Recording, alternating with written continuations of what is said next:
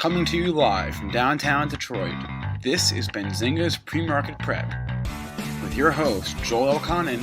This is a volatile puppy here, isn't it? And Dennis Dick. I'm bidding a penny. I will buy the stock for a penny. With everything you need to start your trading day.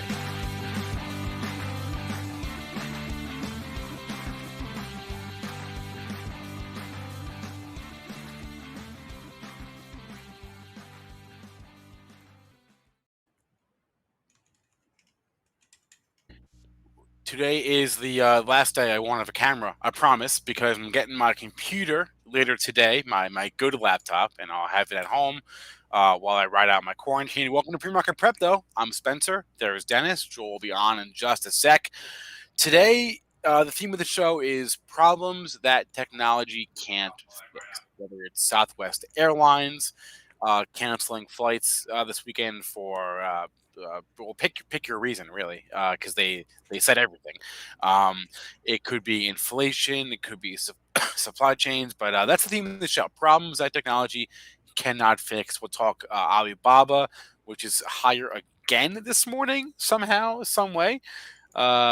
So that trade is still on, the trade from last week. We'll talk to Tim Quast at 8:35, as we always do every Monday. And then I think we're joined. Yeah, Matt Hammond will join the show at 9. Yes, 9 o'clock today to preview the weekend in IPO land and give us his thoughts on the market as we head into, earnings season. Can you believe it? Earnings season starts this week. We get the banks. Is it Wednesday and Thursday? I think it's Wednesday and Thursday. We're going to get the banks. So good morning. Joel is here. Before I bring Joel on and before we bring Joel's charts on, I want to remind you all that the next PreMarket Prep Saturday extravaganza is this Saturday. This week. It's in, 5 days from now? Yeah, October 16th, 9 a.m. Eastern Time, premarketprep.com. That's how you find it. premarketprep.com to learn more. Joel, Dennis, Rob Friesen, 3.5 hours Saturday morning. Also, the Benzinga Cannabis Conference is this week, Thursday and Friday. Go to bzcannabis.com to learn more about that. Now, Joel, we'll bring on your charts, sir. Good morning, and tell us how we're doing this morning. Good morning, Spencer.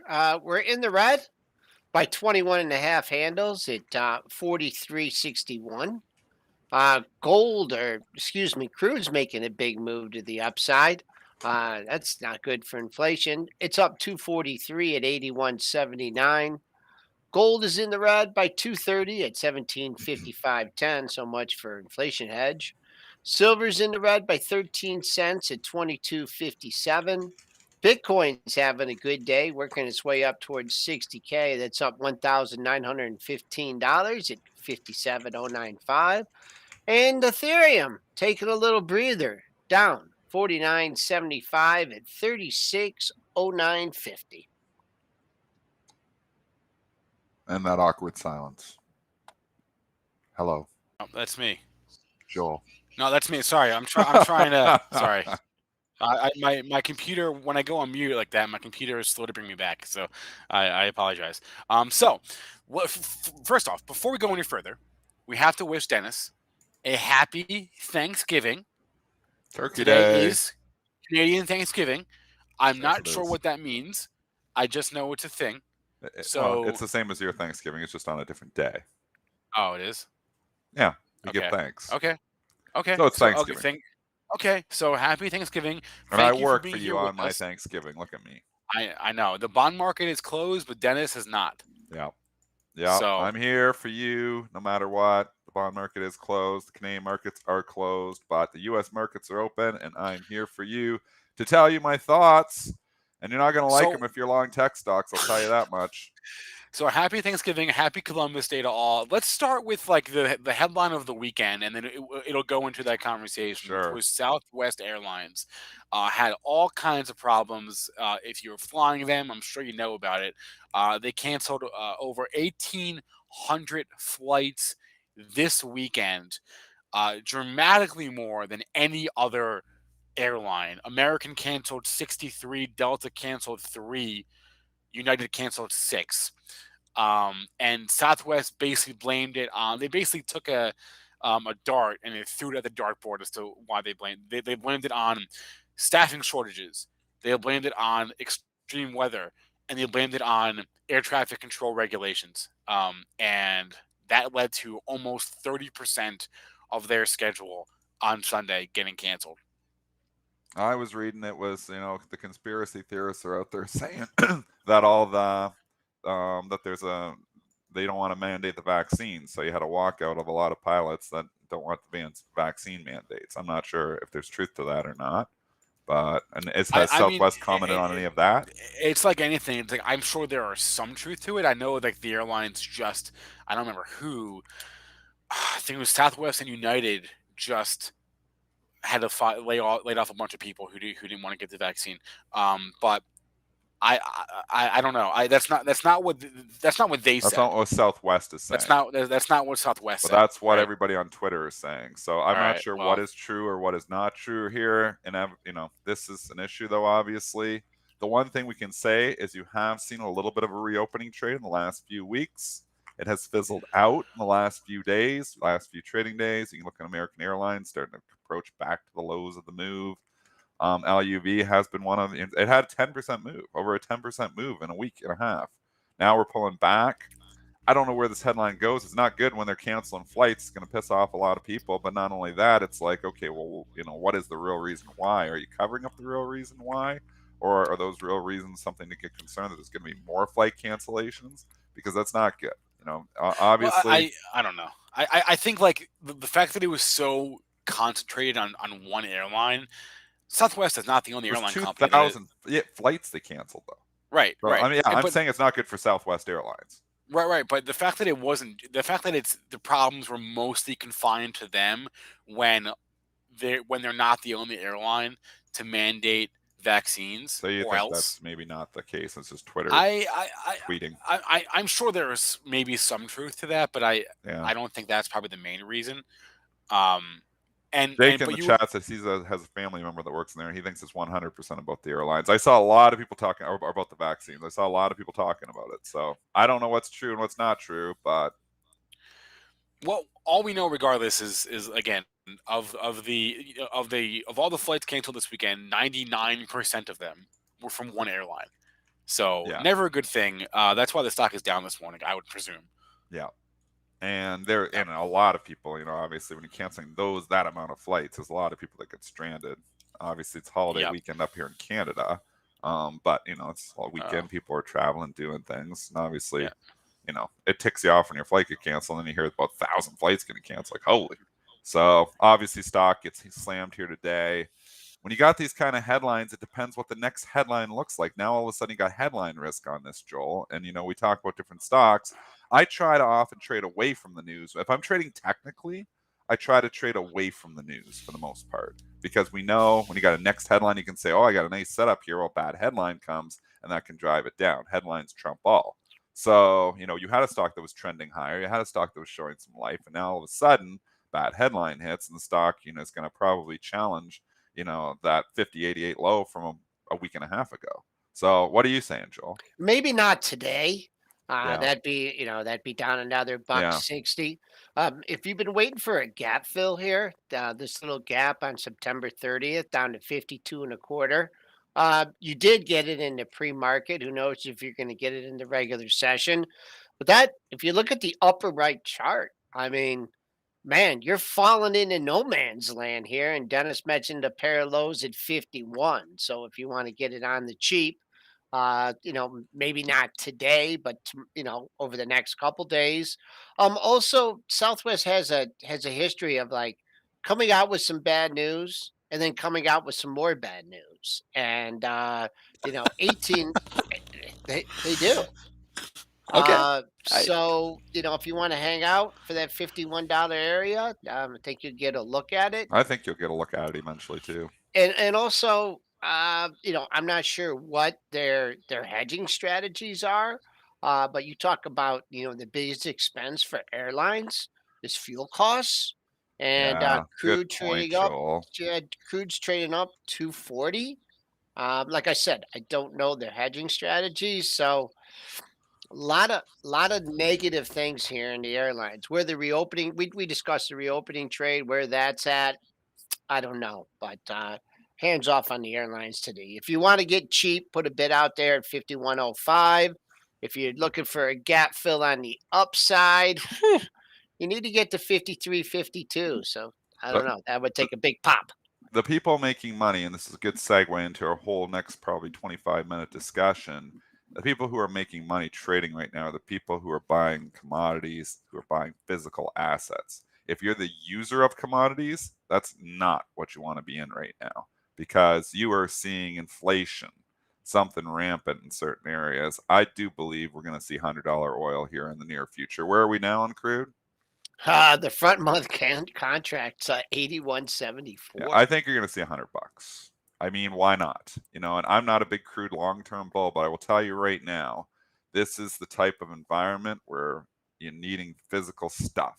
And I was talking, obviously, Thanksgiving weekend here in Canada. You're seeing lots of family, lots of my wife's family is in trades, and you start talking with them and talking about different things. But even just talking with another friend, he had a Tacoma that he bought 4 years ago, 2016 or 2017 Tacoma. Goes to the deal. He bought it for 42,000 4 years ago, brand new. Goes to the dealership talking a trade-in. You know how much they'll give him for his truck? So he paid 42,000 for the truck 4 years ago. Guess what the dealership will give him for it? The dealership. We know. We'll let the Yeah, chat. you guys know. About $38,000. So a 4-year-old truck now, you can get almost what you paid for it 4 years ago. That's called, when we're having problems getting trucks, that's called demand and short supply. And Mitch, you're in the background. You were saying the same thing was happening with you, so you can verify this conversation. Mitch, are you hiding back there? he's lurking. I just want to say that Luke is in the chat saying he had his flight canceled over the weekend. So There you I don't know go. where So it's he. hitting at home here too. I don't know where Luke's at. I mean, he might be stuck in Luke's Florida. stranded. You were maybe. Yeah. So used cars, right? So used cars, but we know that, right? We know that's. But Been, it's not mind blowing that you think about what they used to always say. Even go back 3-4 years ago. You buy your brand new car, as soon as you drive it off the lot, it loses like a quarter of its value. Not Yeah. in COVID, not in this new environment here now. Now you get to drive it for 4 years and it holds its value. What are we in, man? I mean, this is the crazy. crazy thing is you saw this happening what 4 or 5 months ago, right? Started happening, but it's going rampant right now. Like, it's I hard know. to get. So There's it people hasn't. paying above sticker prices for stuff. So it on hasn't worked itself cars. out in 5 months. That's my point. It Is hasn't it worked going to itself work out. itself out? That's the question. Like, the supply chain, it's not just, chips, it's everything. Like talking to, a plumber friend as well over the weekend. Same thing. Can't get the Apex or whatever it is, the piping. Can't get that too. The ABS piping. Can't get that either. They can't get a lot of things. So they're using different things. They're using more expensive things. I mean, it's an issue. So, Dennis, and Dennis, not just an issue Dennis, for chips. did they say why? Did they say why? I don't know if anybody knows why on a lot of this stuff. They don't Like, know. I don't know. Do we even know why? Like the chip shortage. Do we know all the reasons? What's behind? We always talk about it and who's impacted by it. Do we really know like the deep down reasons why? Is it all demand? Why, or is it all just we can't ship it over? Is it all stuck on ships? Is that what it is? Well, for the chips, it was one of those things where like demand went to zero and then it went back. It came back like overnight, right? Like so that everyone shut down and then all the manufacturers and they weren't prepared to ramp back up, right? So now they're playing catch up. And also you had that fire. You had that fire at the factory that makes half of the chips for cars in the world in Japan. That didn't help things. So maybe it's just a question of like everyone prepared for a long winter during COVID, and when demand came back 2 months later, then everyone was caught off guard. But you're right, Dennis. No one really. I'm sure that's only one That's reason. all. There's a number of reasons. Yeah, there's a dozen reasons. And then you can go back into the labor shortage. Probably one of the main reasons for all of it, because we have a labor issue. We have a labor issue. Yep. Where there's a lot of people who obviously are not going to work for minimum wage anymore, or they're not going to work, or they're just not there isn't the demand to do it. And COVID did change like the mindset too, where family is more focused. So if you were close, I talked to my neighbor. Now here's a prime example: 3 years from retirement, COVID hits, like not taking early retirement. So there, you're seeing that, where people are close to retirement, and they're like, okay, I'm out too, because you know what, family's more important. You start to like prioritize what's important in life. This whole pandemic did that, changed the mindset to a certain extent too. A lot of people live to work, but now you're seeing a lot more people, that's saying, I just work to live, and you know what, I want to live. So I mean, where you're seeing the biggest shortages and the most concerning where's that? The health health Costco. That's healthcare scary too. healthcare That's scary industry too. healthcare. Yeah, James with the big word Yeah. stagflation. You I can't think get I think you can't get people. You can't get nurses in hospitals now. They are Yeah. they're actually paying travel nurses. Like I didn't believe the figure that Lisa told me that they were paying people to go out to, Billings, Montana or something. But people are like they're going to be moving, uprooting their family for 3 to 6 months, and they're making more in that time period than they did in 2 or 3 years.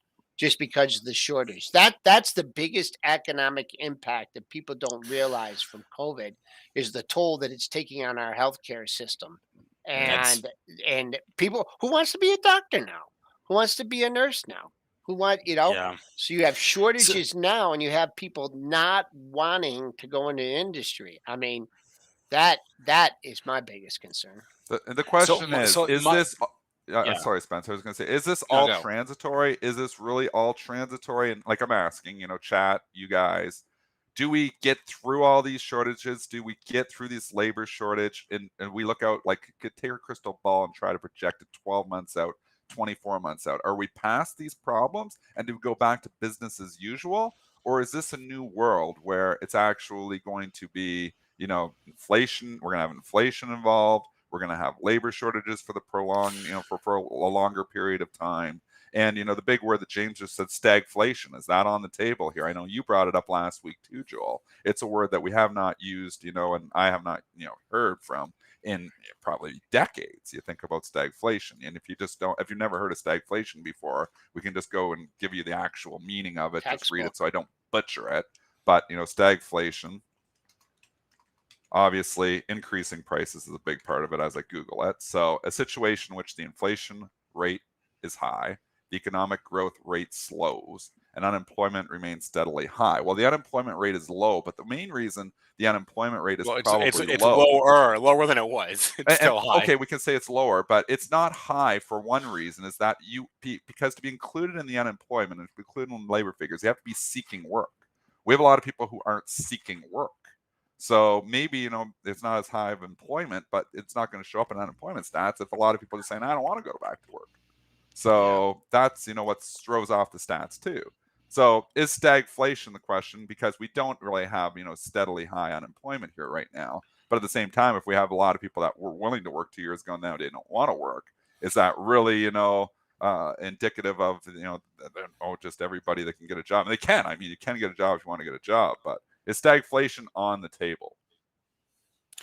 I don't know. I think part of what makes this so difficult is, like, unlike with the pandemic, like, there was a lot of unknowns last spring, but the one thing we did know was, like, hey, if we ever get a vaccine, then that will change the game.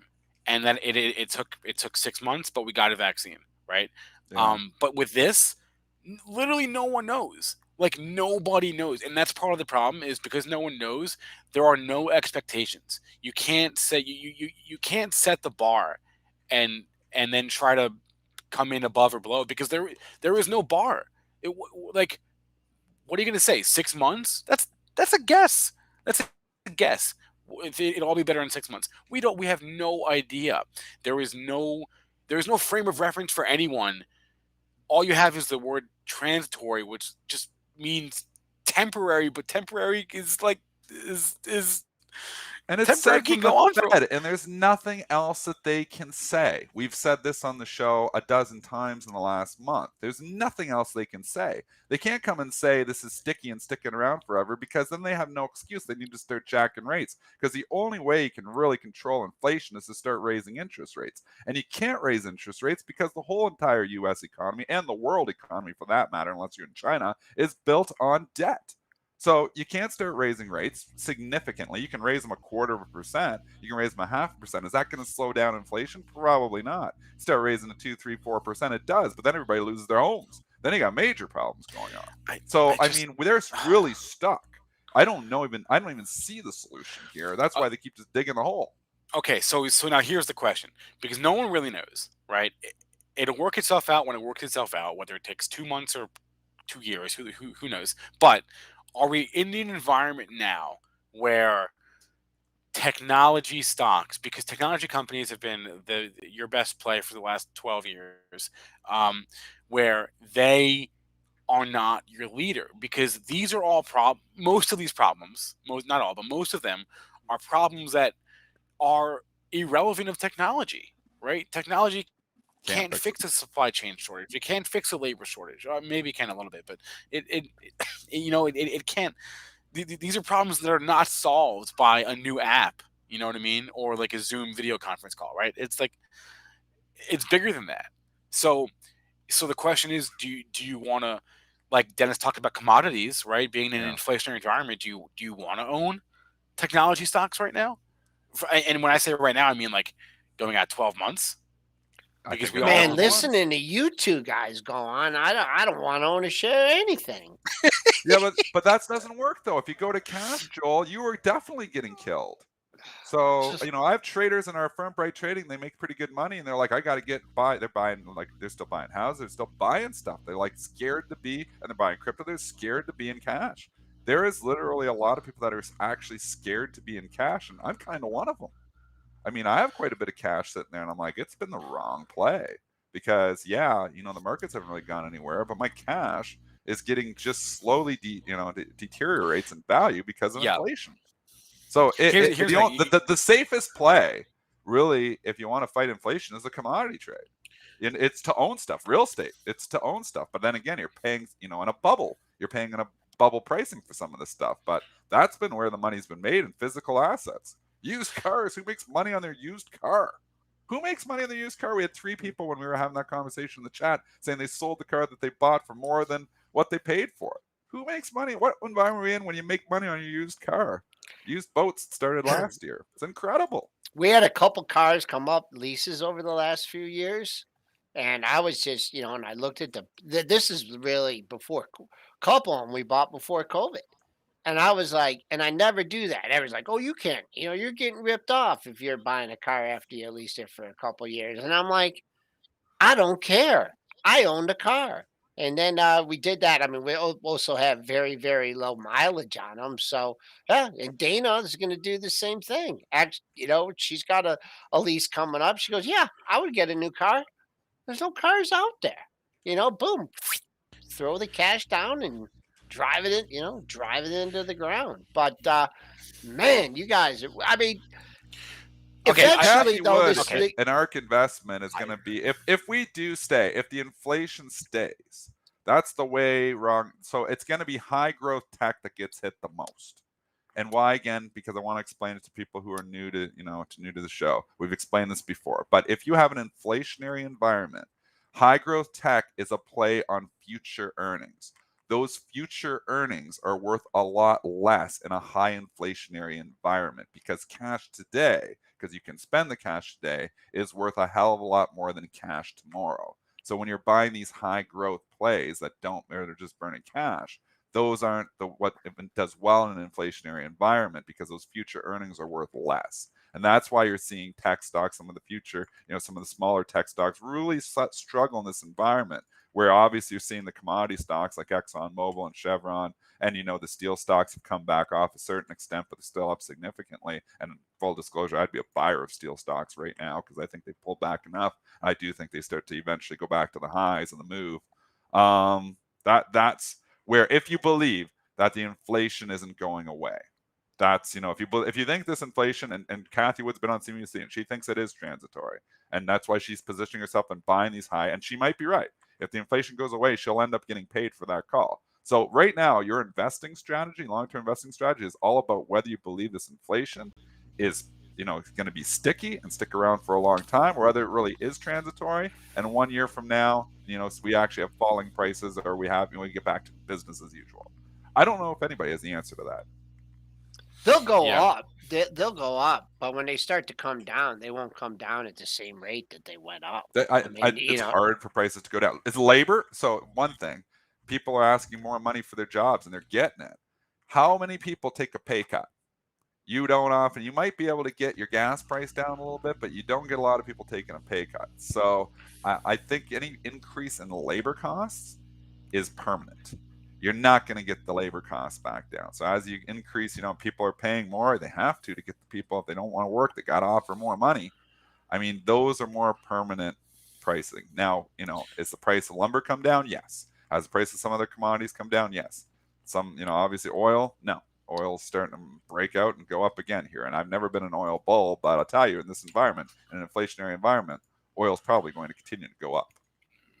Maybe the bottom line here is you got to own physical things. I don't think the answer the answer is not going all cash. Just to be clear, I don't think that's the answer. But maybe it is. Play.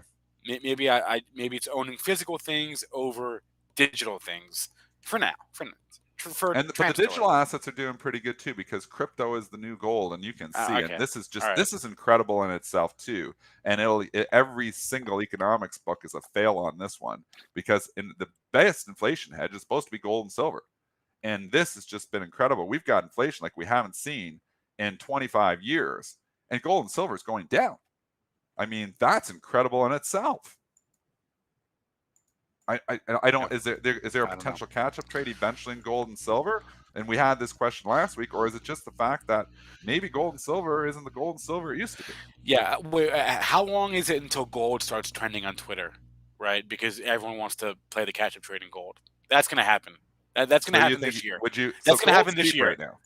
I mean, gold is cheap relative to itself. I mean, we're sitting near the 2020 for off 2021 lows. I'm calling it now. That's going to happen this year. So should we be buying gold? Yeah, I don't own any. Full disclosure, I own zero. Me neither. I don't know if I really want to. I own a little bit of crypto. Look at the Bitcoin. Doesn't look like it wants to go back down. Looks like it wants to make new highs to me, that chart, when I'm looking at it. I don't know. This is a very interesting conversation. Obviously, we have our investors hat on big time here right now. We're trying to project out, which isn't my cup of tea, projecting prices a year from now. But it's an interesting discussion. So there's lots of, the textbook would say, if we're really going to this inflation sticky, the textbook would say, economics textbook would say, buy gold, buy silver. But that hasn't been working. And why, if it hasn't been working up to this point in time, is it going to just start working all of a sudden? Maybe there's a catch-up trade, or maybe it's just not what it used to be.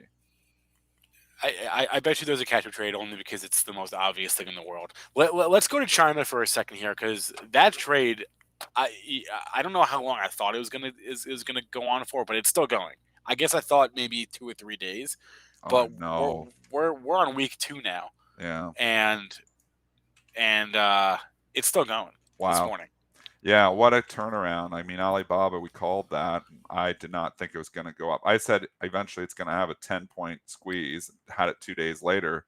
That 10-point squeeze has now turned into a 30-point squeeze. It was too easy on the shorts. Now all of a sudden it's like everybody's looking at Alibaba thinking, man, I want to pull back in that thing to get in, including myself. I have some in the long-term portfolio, but I wanted more on for a trade, and I never did it. Should have did it, and hopefully some people did. But wow. I mean, there's been a turnaround not only obviously in Alibaba, but you go to the EEM, you go to the FXI is maybe a better example. And I mean, we're up significantly 3 days in a row now. So this is, September was a really ugly month for the FXI. And basically, we've almost got all the losses back from September in the course of 3 days. So nice bounce. I saw the name of the company on CNBC, like Mertran or something like that. They were expecting like a huge fine on that company, and it was only half of what I believe a Chinese technology company. So once again, it's the news. I mean, absence of bad news and or good news is what's propelling the Alibaba here. I You Or could did check the somebody name. see Jack Ma? I mentioned that. When did I mention that? Riding on a scooter down Main Street. Where's a picture of him on social media? He was on Instagram. Somebody caught him on Instagram. That's why it's going up. He was riding on a scooter. It did That's a open. joke. It's not true. The 4 a.m. open was a little bit overzealous there. We got over 172, and now we're leaking a little bit. I'm not sure if there's anything on the dailies at 172. Once again, just a news-driven market here. If we did get a pop to 170, 164, just technically speaking, that was your high on September 10th. But just starting to come in a little bit. It looks like that pre-market high looks safe, and then man, now you just got another daily gap to way down here to 162.78. So kind of hard unless you're just taking this thing overnight to catch these moves. And sometimes you catch it the right way. Spencer, you were talking on the show on Friday, like once you just lay out a short at some level in this thing, and it's just Yeah. like, man, Yeah. it's come down so high, I I don't know. Maybe I know. 172 I was the know. number, but it's coming in. Maybe you get a nice pullback. Maybe somehow you make a high in this area. I don't know, 172, 173 or something. Then you get some more bad news and you drift lower and you get a chance to buy a little bit of a discount. But since Charlie, since Charlie made that purchase, we Yeah, talked yeah. about that. I think on Tuesday or Thursday. Yeah, and Wednesday, I wrote Thursday. about I I don't know. wrote Triple D's call up on that one. You had defined risk down there, and now that defined risk 141, 142 is when we were talking about it, and that defined risk is looking pretty good right now. I Shorting Valorant now is the equivalent of buying it like a month ago or 2 months ago, right? It's just It's hard. yeah, Like, yeah, you're shorting a rocket ship. You're in rocket ship mode. I don't like shorting rocket ships. I mean, we were up 10, up 10, up basically up $10 every day for 3 days. Go 140 to 170. Incredible move. It looks to me like that 178. But I thought it might stall out at 160 and then just cut like that level through like a hot knife through butter for a rocket ship blasting through the ceiling. 178, 179, I would think would slow it down, but who knows? I mean, I'm still long it, long term account, pullbacks, maybe you get interested, but I'm more interested in buying the commodity stocks on pullbacks, to be honest. I'm more interested in buying, I mean, some of the steel stocks have not, like US Steel and Yeah, what CLF. is that? I I mean, own what does that Nucor. say? I yeah. own What CLF. does Pull I that own a pull say bunch it of though? up. Look them, at but that. That's an ugly chart. the steel Pull stocks it have up. not participated. They have not been participating, and maybe and let's give them credit where credit is due. I mean, Cleveland What a Cliffs. run. Let's go to Yeah. this one. Was $5 in 2020, and it went to $25. So at a certain point, you can say, oh yeah, it's trading 3 or 5 times earnings. But these is we've said this before. Is this as good as it gets for this environment for steel as well? But I don't know. I just think pricing of commodities, including steel, may continue to go higher, and obviously then you look at those charts and you think, okay, well, if you wanted a dip, you got a dip on these things. CLF had news today. They're buying Ferris Processing and Trading for total enterprise value $775 million. So they're making an acquisition this morning. But I don't know. Oh, wait, that's Capital One, Joel. Well, what did you say? I CLF. said Oh, CLF. Sorry. CLF. Okay, sorry. Yeah, Yeah, I sorry. was gonna yeah, say we're, that. we're sticking with the commodity talk here today. What a segue. I'm like, what? Cleveland Yeah, Cliffs. Yeah. So okay. I don't know. Like that monthly looks pretty good to me. I don't know. Still No. trending higher. It's got I would support. say if you are putting it on, we always say you can put any trade on as long as you know where your out is. It's very defined. I mean, you have look back to the last 3 months. Back in June, 1895, July low, 1851, recent low in September, 1886, 1913. You can call it 4 lows right in the same area. So you got below 18, maybe you cut it out. I'm long, full disclosure, I'm long Cleveland Cliffs. I've stuck it in the longer term account. I'm almost tempted to buy more. And there's All right. I silence. feel like I feel like I need the takeaway from this show is I need more physical world exposure. I don't Kinda. know what. I don't know what yet though. But I don't know. I don't own any And oil, maybe any this is the gold. top on all this I stuff, and don't we're own gonna any have the epic steel. collapse coming. But I don't I'm know. still Yeah, sticking with. that's the other thing you got to look is like, okay, well, the commodities, no one's going to be able to afford this stuff and build the stuff, right? Well, eventually, No, if no, no, prices no, they go up will. enough, there is an argument there. Eventually, if prices go up enough, it does hit demand. I mean, it's the same Joel, thing they like with lumber. That's will. why lumber got silly and people stopped building decks and stopped building stuff until it came down to reasonable pricing. So it Joel, will hit demand. I have 4 words for you, Joel. Ready? Buy now, pay later. There you go. With back to everything. Affirm. Look, you can bring this right back into a conversation. I'm bringing it about back the to stock Affirm. and about the stock that Spencer, man, I know, I guess we can't use stops in this environment, but I tell you, this stock is maybe, you think about what technology stocks have done, and most of them have done a hell of a lot of nothing in the last, 3 months. It's been not that great. You can bring up ARKK and you can say it's not been a great environment for growth tech. Like, unless you're in Affirm. And Affirm has just been an absolute monster. We talked about this on the show at like $65, and I was like, I should buy some of that, and I never did. And then Spencer actually did buy some of it, and he got stopped out. But regardless, I mean, $141 a day. Stock made a new all-time high again on Friday. No point worrying about, when stocks making new all-time highs, you keep riding them. I bought at 100, sold at 90, like the genius that I am.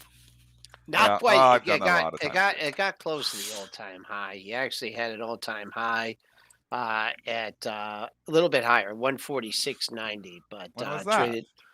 That was back in February. Oh my gosh, Joel, you're right. I didn't even realize the firm had been hit so hard. It was back after the stock had its IPO. 3 days after, it looks like. Or not maybe 3 days after on the weeklies, but 1, 2, 3, 4, 5 weeks after. But the other thing too is it pay later. Is are you paying inflation? Are you like? Yeah, that doesn't sound that great. You're paying more money later. Yeah. Maybe. Well, no, but if your price is locked in, so maybe it's not. You're not actually, because I'm asking. I don't know how it works.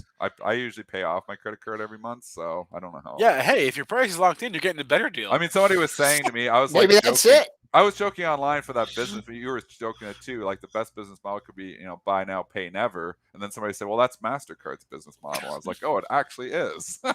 They love that when you buy a new credit card and you never pay it off and pay those 18% rates. Oh yeah. All right, Yeah. so let's right, bring Tim and get his thoughts on all of this inflation talk, and he will talk market structure with us here right now. Let's do it.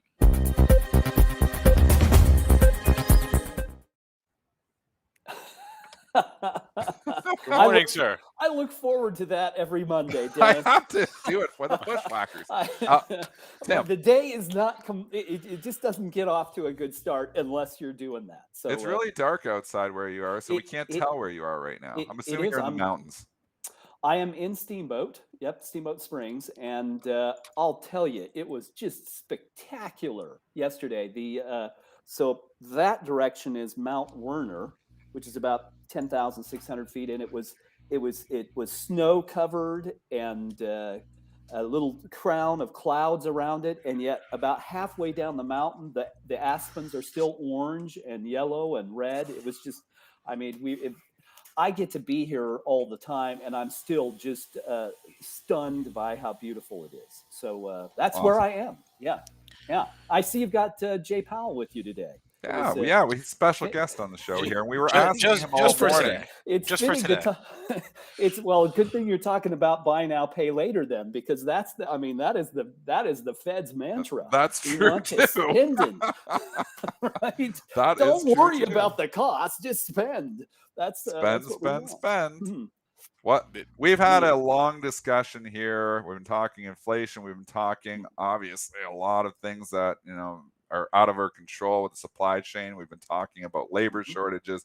We haven't been talking that nice about technology stocks here really this morning, because the one thing is when you have higher inflationary environment, high growth tech doesn't do as well. And we've seen that if you can look at Kathy Woods, who's a great indicator for high growth tech. It's actually not too far off of its 52-week low. And then you have commodities that are just blasting off, oil making new highs, looking like it wants to go to $100 a barrel. But sometimes you get the Tim on here and he can break down and look into the market structure and look and see what's under the hood. And that's what we want to do with you today here, Tim, is what's under the hood here. First, let's just talk technology stocks in general. Okay. Well, and the point from a trading perspective for folks who use Edge, marketstructureedge.com, the whole point is we want to follow the money. Who cares really, ultimately, where that money is going? I mean, I think it's part of it being a well-informed citizen of the republic to understand how some of these things work. But ultimately, what we want to do as traders is not confuse busy with productive. A great line that I got from an Israeli finance executive who told me, Tim, we try not to confuse busy with productive. And I thought, that's a useful line. I'm going to make use of that. And it's very easy to get caught up in that, traders, where you think, well, surely tech has got to do well. And then it's not doing well. You see energy doing well. We want to follow the money and take advantage of the swells that it creates in the market and then leave before the wave disappears. So how do we think about this from the standpoint of an inflationary environment? Keep in mind that inflation is nothing more than your money doesn't go as far as it used to. That's the way to think about it. Spencer and I talked. I think I was driving Spencer crazy with this, right, Spencer? I think it was on Thursday. Was it Thursday or Friday? I can't remember. It was. The Anyway, days are all one to me, I Tim. know it's the same to me, but I like. This is my point, and we'll talk about energy because really that's where the money has been. And we talked about it last Monday. I said if you look across the dashboard at Edge, clearly the best thing is energy. I bought AMR and GM and Nokia. All of those did 6 to 8 times better than the broad market. I bought and sold them all last week. Again, just going where the money is. We talked about GM. I was wrong on one account. It did not become a meme stock, but I was right that it would go up 6 or 7%, which it did. And so we'll talk about where that money is going. Here's the thing to understand, everybody. You want to clear a room, start talking about economics or monetary policy or even market structure. But this is the concept. It takes people and money to make stuff and to provide services. So if we want a lot of that occurring, then we have to have a stable currency. So money has to be worth something predictable, and wages have to be predictable. If the government intervenes and says, here, we'll give you a check, then labor becomes more scarce. There isn't enough of it. And if the Federal Reserve increases the supply of money, it takes more of it to make stuff. So those are the two things that undermine growth. If you discourage people from working and you create more money, it has the opposite effect of what the government is telling us it should have. Well, that's not the stuff we want. Prosperity always comes from knowing what the value of money is so that business can get more efficient and the cost of things can go down. That's what tech has traditionally done. An iPhone goes from costing a fortune to being approachable by everybody. How does that happen? Well, productivity improves. The distribution, the production of goods gets more efficient, and that gets very difficult in the current environment. And that's why tech is struggling. So we want to think about this, traders, and you don't even have to think very hard about it. All you have to do really is look at the supply and demand of money. And if the supply of money to the FANGs is diminishing, don't buy the FANGs. Where is the money increasing? Energy and financials. Why is it increasing? I don't even care that much about it. From a trading perspective, all you need to worry about is where the money goes. Sure, I can tell you why. If interest rates go up, financials are going to perform better. If there are more dollars in circulation, the cost of energy is going to increase. And cotton's at a 10-year high. Look at copper. As you said, Dennis, look at all the commodities. Why are they more expensive? Because the denominator, money, keeps shrinking. Because we're creating more money than with the output that is supposed to support it. That's why this is all occurring. So if we wanted a beautiful, prosperous economy, we would want money that had stable value. It's not more complicated than that. But that we don't have that, so we have to adapt to it, right? That's how it is. So, broadly speaking, where is the sentiment right now at this point? Because I mentioned at the top of the show, we do have earnings seasons kind of starting this week with the bank, speaking of the financials, and then more so next week. So Right. Let's look at it. I love to do that. And traders, this is to me what makes Edge very simple. MarketStructureEdge.com. You can try it for free. It's a way to just take 2 weeks and think about supply and demand. If it's not right for you, don't worry. We don't care. We don't require any commitment from you. You can just try it. So here's how we think about this. The money ebbs and flows. And it does so in measurable ways because of market structure, which Dennis is an expert in. That's the rules that govern how trading works.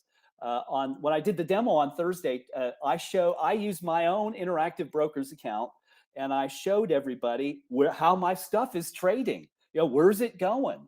And how come it gets all, that most people don't realize it's all fragmented. There isn't a lot of supply in the market actually, but that makes it measurable. We can see supply and demand. So suppose that the market had a supply demand scale of 10. So the closer to 10 you are, the better from the standpoint of excess demand. Well, here's the broad market right now, Spencer. It's 5.1. It's almost dead even.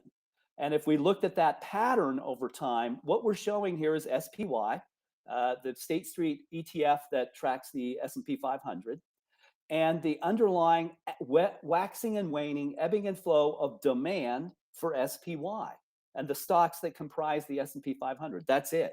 I mean, SPY is really a derivative. It trades in place of the 500 stocks in the S&P 500, so you don't have to own them all. But notice this: when demand hits a peak and begins to decline, leave. You may not be exactly at the top, but you're going to know. When demand bottoms and begins to rise, I had a great week trading last week. Then you can return, but return to the things that have excess demand. I'm telling you, it's not more complicated than that. So let's look at our own portfolio. Hey, Tim, just going back to that Sure. chart right there. Yeah. Could you go back to that chart right there? Absolutely. Let me back it. Yeah, there you go. I mean, actually, isn't that, I mean, if you're looking at like the price and then the levels of demand it reaches, doesn't that look like you're getting lower highs in the chart and then lower highs in demand? So wouldn't that give you isn't that a very bearish looking chart? Yes, it is, Joel. Yes, that is a very astute observation. And if you go back, let's just go year to date. We started the year with a very strong momentum market because look at the peaks. This is like the backbone of the continent, the Rocky Mountains. We've got staggering peaks. Well, now the mountains are old. It looks like Vermont. I mean, they're just right. They're just deteriorating. And you're absolutely right. That's why I think we are at great risk. We have been in accelerating risk since April of a significant pullback. I've used this line before. So if and it's not because my mental faculties are deteriorating wholly. They are deteriorating. But it's a great line. It's a line from The Sun Also Rises, Ernest Hemingway book. And the two characters are talking and one says to the other, well, how'd you go broke? And he says, slowly, then all at once. And that it's how the market falls apart. It does not fall apart all at once and you go, Shazam, what happened? No, it started to deteriorate here. Traders, there are plenty of opportunities to trade. You just have to look where the money is going.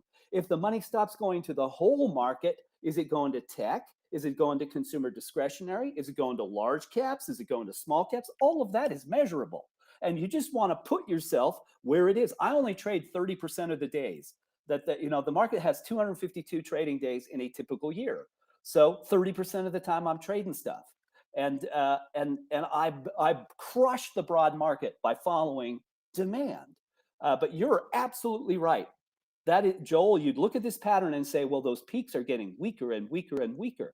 Well, that's a sign for us, traders. You should not have all of your money exposed to a market where the demand is beginning to weaken. Now you got to be very selective. And we have options expiring starting Thursday. Thursday will be index options expirations, Friday, triple witch.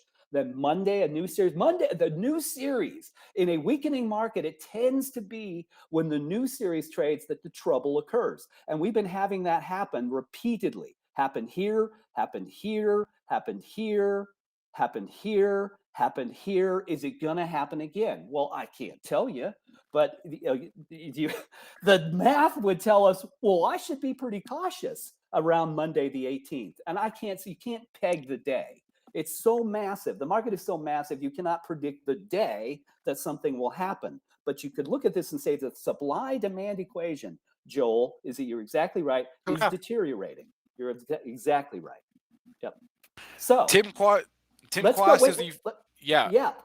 let's go look at one thing before you do that, Spencer, because I want to talk about Affirm. Let's talk about Affirm. And then look, here's the supply-demand balance in this portfolio. you can see that demand is well above 5, but flattening in whatever the 10 components of this Benzinga October 11 portfolio are.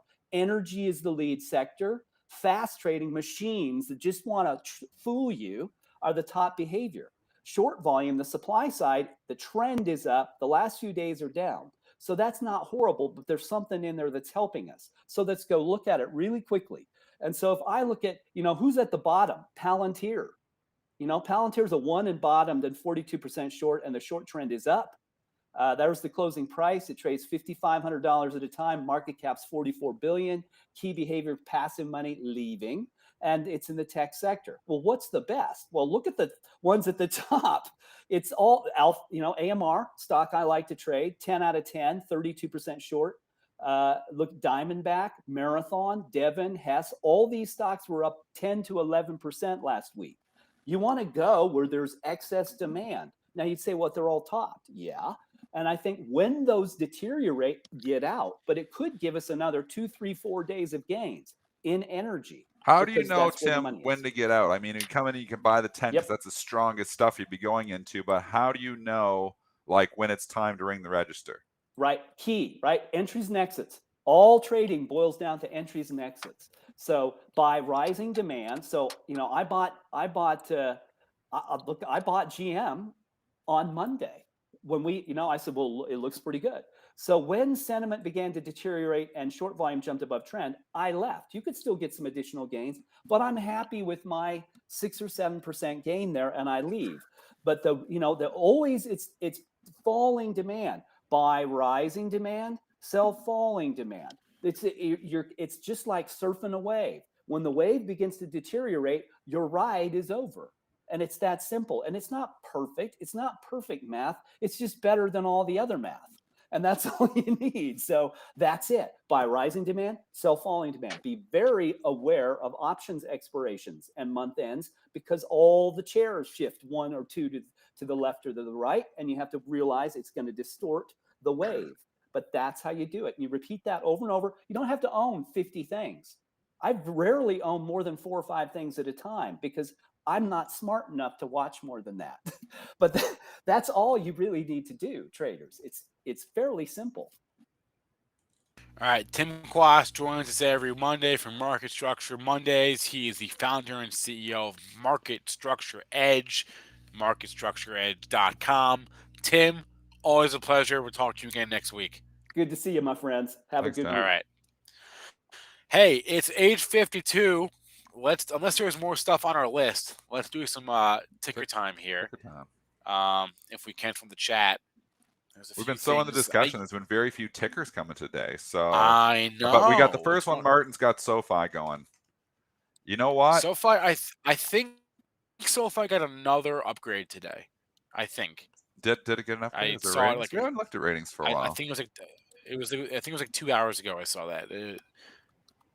I'm looking right now. Or did I imagine that? I thought. Did I? It's possible. I actually haven't looked at the ratings today here for the most part. So Sofi trading up 4% here. I had it on for a while. I bought it at $14. It had the nice big move to 18, then it pulled back. And actually, I think I sold it a couple days ago because it didn't make a new high on that last candle and made me nervous. So I'm out of my Sofi. Yes. Morgan Stanley initiated at an overweight and a $25 price target. Needs to get up and needs to hold over the candle at 1709. It's critical for it to do that. It's been holding up very well, though. I mean, I kind of, I was kind of on the fence on this one, but but I did sell my stock a couple days ago. 1709 up to 1717. That was your September 29th high. You're pressing. You got a bid here, but we'll see what happens at those 2 levels. If, in fact, it can clear 17, it's had a big run, but that's where it stopped twice since the end of September. We'll see what happens in today's session. Pre-market highs off of close to that 2. That is 1695. And they're swinging some volume in this one today. Really good volume. All right, Levi's asking about Hyliion. That's catching a downgrade. Another downgrade this morning. This one is from UBS, downgrade to sell. giving it a $5 price target. So This is approaching I mean, a new all-time low if it's not a new all-time yeah. low. When I always say, just rate these ones down. When stocks are making new lows, you got to go. And you never want to own a stock making a new all-time low, just like you never want to be short a stock making a new all-time high. Because you know what? It's all paying ahead. It's all overhead supply. And you have all the people that are finally just hit a breaking point. So, I mean, it's tough. It's been a tough EV trade for a long time for a lot of So these smaller tough. companies. And you're seeing, the repercussions of just too many companies trying to all do similar stuff. And you're seeing a shakeout here of who is going to be the leaders and who are going to be the laggards or the non-survivors. Helion, I want nothing to do with this stock. 754 was the level Dennis was talking about. We have breached that level. So if you want to use that as resistance, you can. It's 21 cents away. I'm sure a lot of people would love to see the close at 782, but former old time low 754. Here's one, Beyond Meat. Now, allow me to posit a theory here. And I know we spent 25 minutes this Chicken morning nuggets.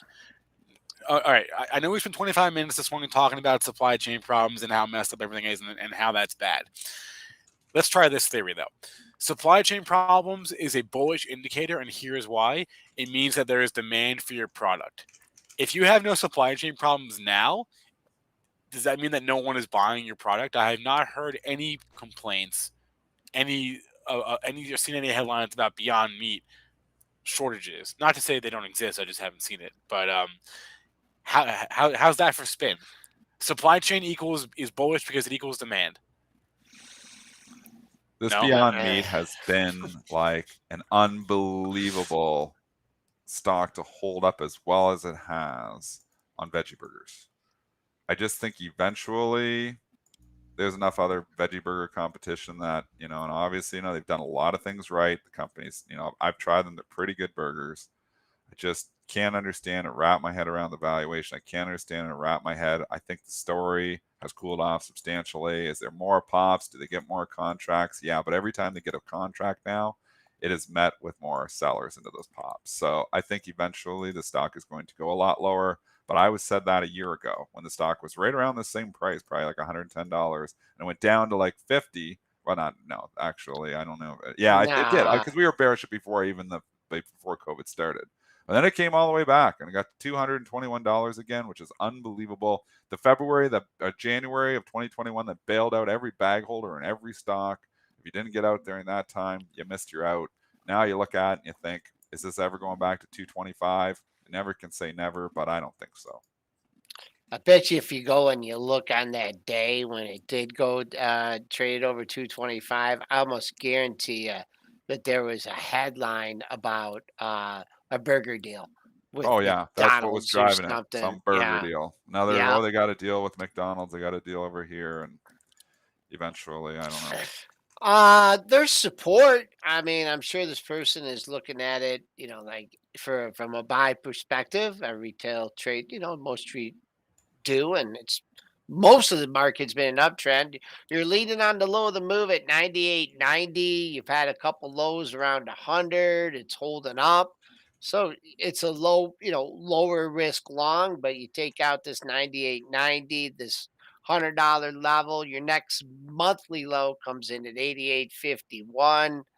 And just on the upside, I mean, there's nothing exactly at 105. You had a high just under 105 yesterday on Friday, so needs to get above 105 to have a sustained move to the upside. Just kind of quiet, just blah. It's just like nothing there, kind of like the burgers. And then just to follow up from Friday, someone just mentioned Dutch Brothers. The analyst quiet period is now over on BROS. So if you look at this morning, you're seeing like a half dozen ratings on Dutch Bros, all positive. No real surprise there. But here I'll just read you off a few of them this morning. You got J.P. Morgan, overweight, price target of 47. Barclays, neutral, price target 40. Piper Sandler, overweight, price target 60. Baird, outperform, price target 56. B of A, buy, price target 55. Cowen, outperform, price target 50. So that's a range of 40 to 60 for Dutch Brothers. Coffee shop.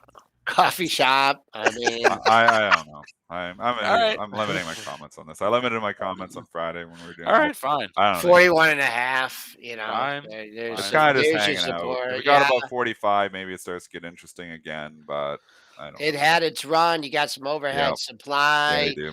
Had 50%. I mean, for me, get back over 47, hold 47, maybe. But man, a lot of people stuck in this one. So recent low of the move. Well, actually, you had a low last week at 41.32. So kind of feels like a Robin Hood chart, with you had the run up after the IPO, just blah, just like nothing, just holding a level, but not really going anywhere. All right. All right. It is 9 o'clock. Joel's going to head over to premarketprep.com, which is coincidentally, this is just sheer coincidence, that's the same place where you'll be able to find the Saturday extravaganza this Saturday, 9 to 12:30. So, Joel, have a good rest of your day. Dennis, again, happy Thanksgiving. Have a good rest of your day. Thank you. And thanks for joining us on a federal holiday for Canadians. And it is time for our weekly IPO segment. Now, I'm going to bring on Matt Hammond from IPO Warriors. What we're going to do is we're going to do what we do every week, right? Is we're just going to preview the week in IPO land. But this will be the last time that Matt is on right now. Starting next week, we're going to move Matt's time from 9 a.m. Eastern to around 12 p.m., around noon Eastern. Matt, good morning. Good morning, Spencer. How you doing? Doing great, doing great. I figure, at noon, middle of the day, everyone is not so frazzled and stressed trying to prepare for the open, have a little bit more time to talk about these things. So we'll run through the IPOs from last week and this week, and then that's what we'll do. So let's bring up your slides here, which there Sure. they are. First, I guess we'll start with what we always do is we'll recap last week. How was the week for you? The week started out pretty well, and then by Friday I was kind of probably itching too much to get into some IPO plays and broke some of my rules and paid the price for it. So it's all right. I wasn't too aggressive, so bag holding a couple pharma stocks that I specifically said not to play last Monday. Maybe I need to go back and check my newsletter and rewatch the show before each trade, because I often say things and give great advice, and the times when I take losses are almost always when I go against my own rules. So discipline is an important thing, and I can continue to remind myself and to remind others that there are certain setups that are to be avoided and certain setups that are high conviction where you should go big. And that's just part of the game, part of learning. And like the last guest said, the entry and the exit, those are the two key pieces of each trade. And sometimes not making an entry is the wise move. But there were plenty of opportunities to take some big wins last week. And also just wanted to touch back on the rescheduling. Yeah, noon sounds great. We'll have more time to go into things. I won't be trying to rush through things. Last week we did start to get into something kind of interesting, and then we had internet problems. But I do break down these, both the recap of each week. I sent out a newsletter over the weekend, and you can sign up for the newsletter at ipowarriors.com.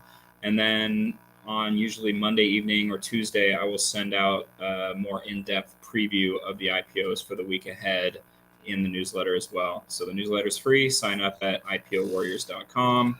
Follow me on Twitter. I often will break, especially when there's kind of a stealth IPO or something that sneaks up on us. Those are often the most exciting plays, and I'll tweet those out. I'll send special newsletters on those, and you can follow me there. So if you're enjoying this content, if I've helped you make a lot of money, I think I have helped a lot of people with that, and I get a lot of positive feedback, so I want to keep doing that. But if you want to get more, go to IPO Warriors, sign up for the newsletter, and you'll get updates there. I also update you when we do shift the schedule change, and it's just a great way to stay in touch with what's going on in the IPOs.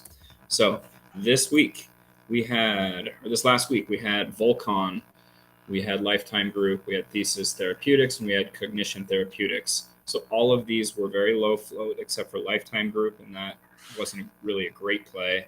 So these low float IPOs, we continue to talk about these. Volcon was low float, and it had sort of that buzz that we look for, that it's in one of those niches where people get excited about just about anything that's EV related. So Volcon is doing EV off-road vehicles. So these are like non-street legal motorcycles and ATVs that are electric. And that's the play. And the float was, I think, 3 million. Yeah, 3 million share float. So people gravitated towards this. It was a little bit tricky.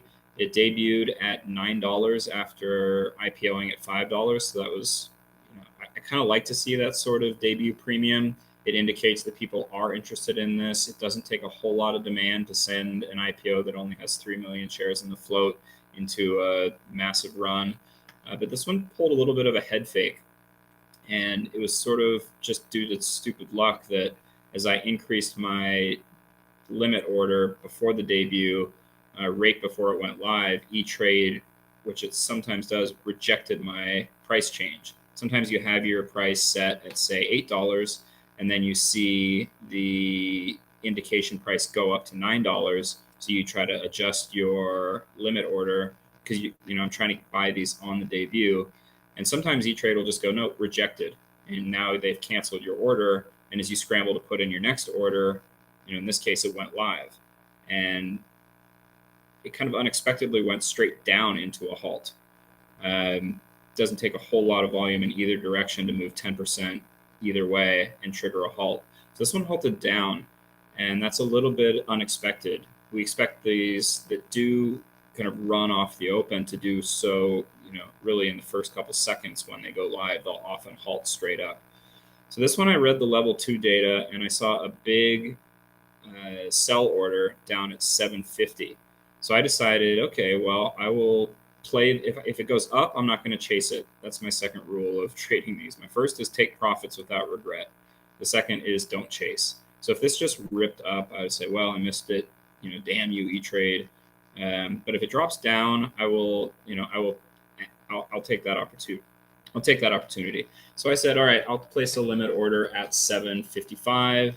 And if it opens out of the halt and drops, then I'll get in because I think it'll come back up. I think I saw a lot of chatter on this in social media. I could see the buy orders had some significant volume in them, especially before the debut. And so I jumped in at 755 and was rewarded by, a couple halts up here. I got out at 1050. I wasn't particularly, I was a little bit spooked by that initial move down.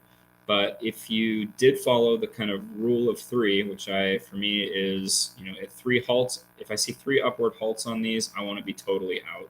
And if you did that, you got out at around 1250. If you were even greedier, maybe you said, oh, well, I think this is going to run to 15 or 14 and, maybe sell half your position here, play half of it up here.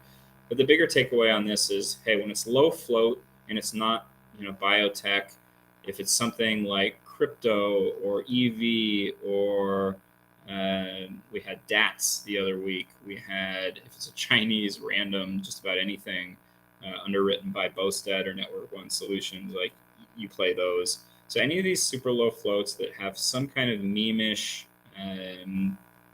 or in one of these kind of hot trend niches, there's a very good chance that the social media trading groups will pick it up. They all jump in. It's very easy to send these up through a couple halts, and they're great opportunities to take, 50, 100, % wins. I think the one that we had before that was, the big one was HLTH a couple weeks ago. We made a big play on, and that was, again, low float. It was COVID testing devices. And when we see these, we recognize the opportunity. We have a high conviction. We play them. I mean, if you picked off a big entry at 750, you had a chance for 100% gain in about an hour's worth of trading. So these are the ones I'm looking for, especially even in a cold market. Lifetime Group Holdings was there was a win opportunity here. I didn't like it because it had a very high float, 47 million shares. It did get a Kramer pump in the morning, which can help these a little bit. Then again, Kramer What? pump So he just said he liked it. Is that all? What he said was, and this is something we mentioned on the show last Monday as well, was that, this is a gym, like high-end gym memberships. Gyms, a lot of gyms got shut down during the pandemic, especially smaller, single location venues. And Lifetime Group was able to weather the storm. And when people return to the gyms, they're not going to have so many options as they had before. And this is kind of like the last man standing, or one of. And the idea is, well, now that there's not so many options and people do want to go to the gym, they want to get back in shape, that this will benefit from this. The thing that made this sort of interesting as a play, although I just basically decided to take the day off last Wednesday, that it opened below the IPO price. So when you see something that has a little bit of interest in it already and it opens below the IPO price, we see a lot of time that it'll fill back into the IPO price, or at least, close some of that gap. When the IPO traders are all, even if there's 47 million shares out there, if they're all in at 18, I don't see, it surprises me when I see something go down from, below IPO price. But in this case, from 1667 where it opened, there's less of a chance that people who just paid $18 for it are going to sell it right away. Then those people are kind of like, well, let's hold this, and just maybe the market's just cold right now, which it was.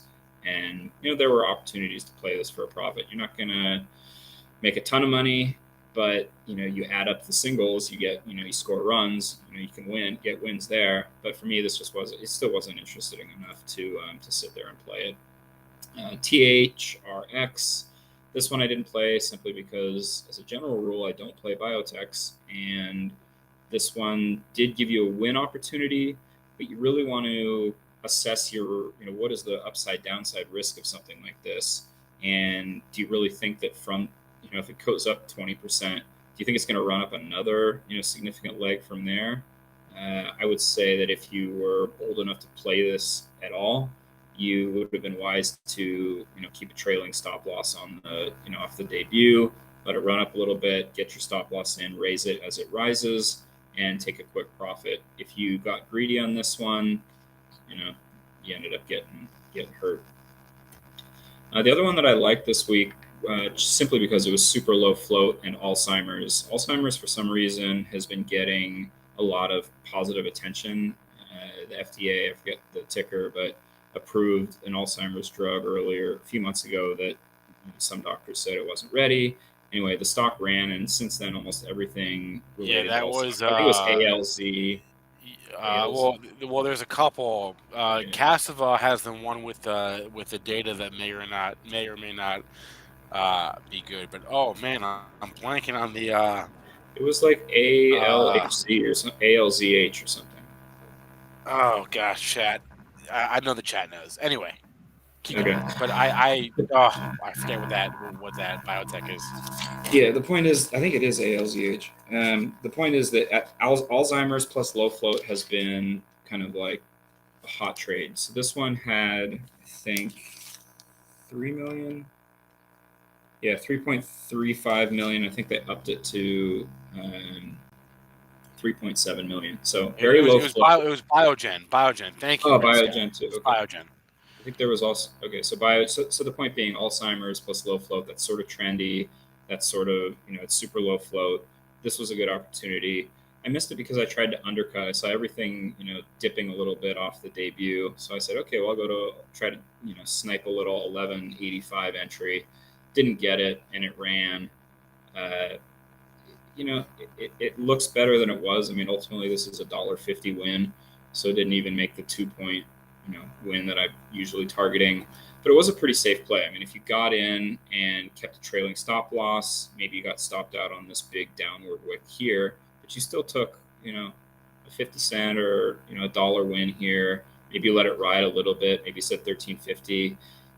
There was no point in this where you realistically would have gotten hurt.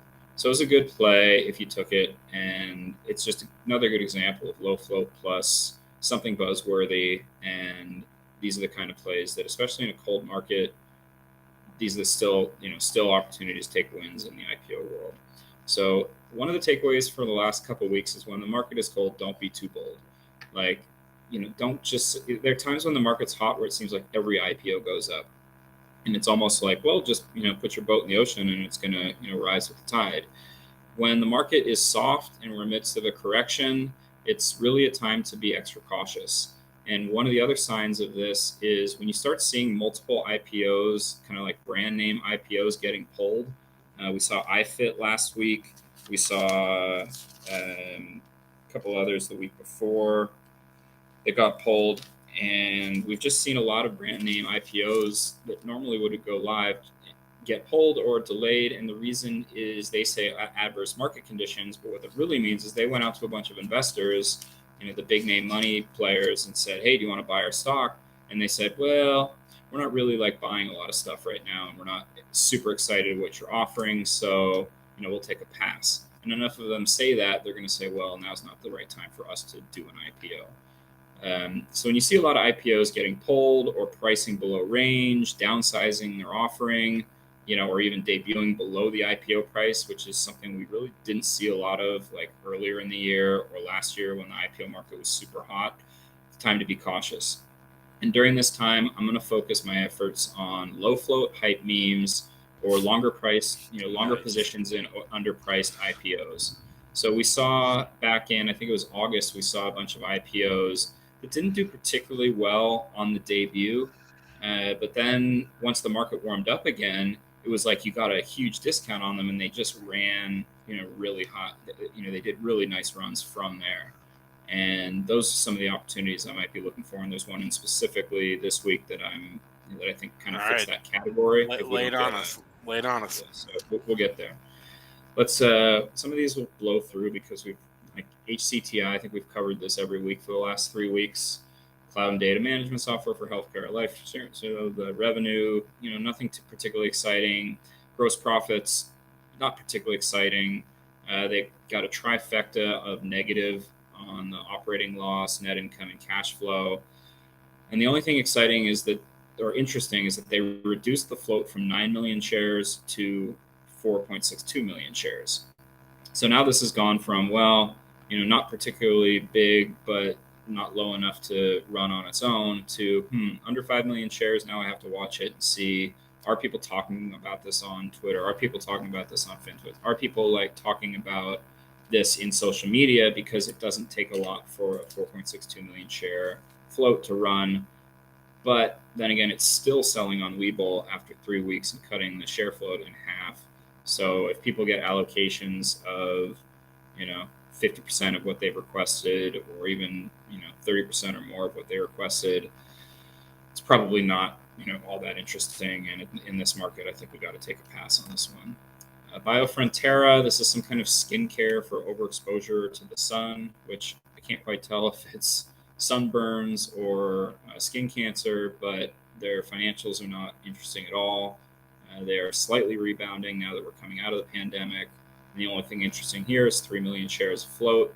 Unfortunately, 3 million shares and super low floats have not necessarily done well for companies that aren't in some kind of interesting market. And I don't think skincare for the sun,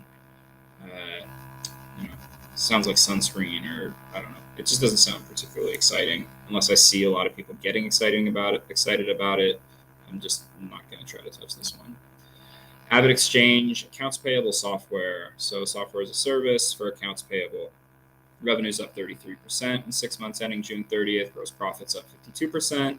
So those are pretty positive growth numbers. But in the recent trend has been we need either really, really strong growth numbers, or we need growth numbers with operating profit, net income, and cash flow, or moving very close to those.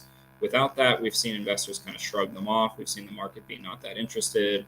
I've never heard of Avid Exchange, so it's not in something that is particularly exciting to me. And with negatives across kind of the three, that trifecta, the financial baseline trifecta, even with the kind of moderate float of 22 million shares, I'm just not convinced. I don't have any conviction that this is going to run, and there are other plays that will demand my attention this week if I'm going to play anything. Okay, Lucid. Sorry, it's not the EV company. It's just a diagnostics company.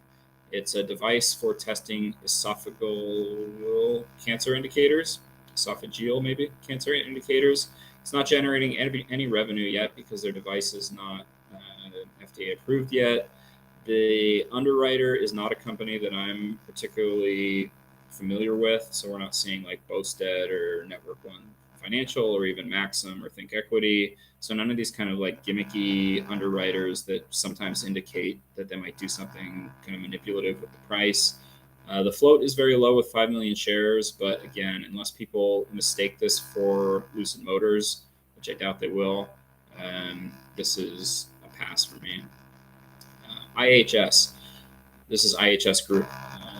This is kind of interesting. They buy and manage communication towers, so cell phone towers, particularly in emerging markets. They just bought a big contract in Brazil, or they bought like 1,000 towers in Brazil.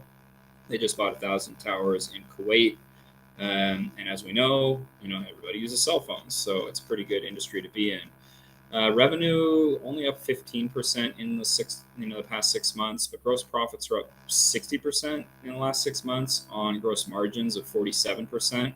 It's a pretty healthy growth metric for a company that is in that, has that positive trifecta across the financial baselines. They have positive operating profit, positive net income, and cash flow. So this is kind of the, cell phone towers are the thing behind the thing that is mobile phones. Until we get significant service coming through from satellites, towers are the way that the world connects to each other through their mobile devices.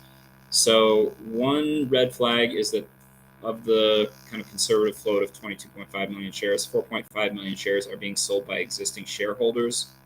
I always sort of wonder why the shareholders are selling now if they believe that the company and the IPO will be very hot. And it definitely means that there will be more liquidity than, because a float of 22.5 million shares, that's what they're floating to, the IPO sales. They're selling that to the institutional buyers, to the hedge funds and the big money, who they are hoping are going to hold most of those shares. And it's not 22.5 million shares are always going to be traded on that first day. But when we see 4.5 million shares being sold by existing shareholders, those shares, to me, tend to make it to the market on the first day. So I like this. I like everything about this except that one piece there. So I have to watch that. I do like this though. This is profitable, growing, and cash flow positive. So this checks the boxes, ticks the check boxes. So I like this one. I have a star next to it, and I'll be watching it through the week. GitLab. Right. This is one of those tech companies. Oh wait, this is this week. Is GitLab? Yeah. Oh, this is exciting. I'm excited for this one. And I think it's with merit. This one fits that model of, well, if it's going to debut in a cold market, and we might actually get a good price for a longer hold for this. For those of you who aren't familiar with this is kind of the main competitor to GitHub. So Git is a version control kind of software repository used for developing software. This is something I know a little bit more about than some of the other things because I am a software developer in my day job, and Git is basically a service that most development companies are going to use. When you have multiple developers working on a software platform, you have to keep track of who's taking a piece of the software out, working on it, test it, and then manage the kind of re-implementation of the work that they've done into that base code. And the main, software used for that is Git. And then the two big platforms for it are GitHub, which was bought out by Microsoft, and then GitLab. So GitLab has some advantages over GitHub in that it's more customizable. So for larger companies and larger projects, that can be very helpful. Maybe I don't want to use the workflow that GitHub kind of prescribes to you. And a lot of people have been moving towards GitLab. Revenue is up 69% in the last 6 months. Gross profits up 67% in the last 6 months. So this is the kind of thing where the market often says, oh, and gross margins of 87%, you can see how this can scale with, with growth. And the only downside, but you kind of expect it in a company like this who's trying to grab market share, the losses across cash flow, operating profits, and a little bit of a cash flow, operating profits, and I duplicated that. I don't mean that. I mean net income. This should be the last one. So those losses are kind of digestible when you have revenue of this magnitude in a company that is kind of very hot, and the growth in this industry is obvious for the next as long as we're using software and developing software. What I also like about this is they're only floating 10.4 million shares. So this is one of those IPOs that is likely to get priced above range. I think that they're saying 48 to 50 is the price range. They'll probably increase that by the time this goes live on Thursday. And then they'll probably price the IPO above that, and then it'll debut at like 70 or 80. Nice. And, I still like it. It's the kind of play where even if it does a day one dip, you have a very good chance of a day two recovery. And I think an even better chance that with just 10.4 million shares, you see this move up from the debut. So this is, and if it doesn't, this is one of the, I mentioned earlier that the debuts that came in the colder market back in, August, a lot of them ran up when things warmed up, or not in August, sorry, in May, June. A lot of things warmed up when the market kind of came back to life a little bit there before the September dip. So if rubbing it up against the clock here, Matt. Do we have any more? A couple, but let's go quick. We'll go quick. Okay, this one I don't really like it. It's unimpressive financials. Think Equity is the underwriter, which is kind of hit and miss. Super low float though, so who knows? Keep an eye on it. Singulate in from last week got rescheduled. Improved drug delivery for ADHD treatments. Very low float. I don't really want to touch another biotech at this point. Augmetics, this is patient care documentation. It's like speech to text documentation for doctors. It's kind of interesting because it could get docs comparison. It is an uplisting, which I don't usually like. The numbers, they have good growth, losses across, the trifecta, and a pretty low float. Maybe keep an eye on it, but not super exciting. My focus this week will be on IHS and GTLB, and still watching this one we can skip. Still watching pets. Something's going on there. Posted is involved.